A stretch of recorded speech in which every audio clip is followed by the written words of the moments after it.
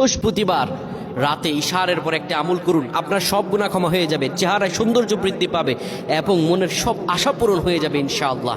আপনি আল্লাহর কাছে যা দোয়া করবেন, যত পাপ আপনি করেছেন, কে নাই পাপ ছাড়া? প্রিয় ভাইরা আমার, আপনি আমলটি শেয়ার করে দিবেন। আপনি আমল না করে সওয়াব পেতে পারেন। সেটি কিভাবে জানেন? রাসূল সাল্লাল্লাহু আলাইহি সাল্লাম বলেন, বাল্লিগু আন্নি ওয়ালাউ আয়া। একটি আয়াত, একটি হাদিস, একটি আমল যখন তুমি জানতে পারো, সেটি শেয়ার করে দাও, সেটি সবার কাছে, তোমার ভাইদের কাছে জানিয়ে দাও।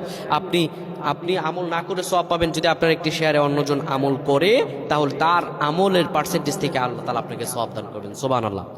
বৃহস্পতিবার ইশারের নামাজের পরে আপনি কিবলামুখী হয়ে যাবেন। রাসূলুল্লাহর শিখানো আমল, সে আমলটি হলো, নবীজি সাল্লাল্লাহু আলাইহি সাল্লাম বলেন, ইশারের পরে যে ব্যক্তি সূরাতুল মুলক তেলাওয়াত করবে, এই সূরাতুল মুলক তেলাওয়াত করার কারণে আল্লাহ রাব্বুল আলামিন তার গুনাহগুলো ক্ষমা করে দিবেন এবং কবরের মধ্যে তার আমলগুলো হবে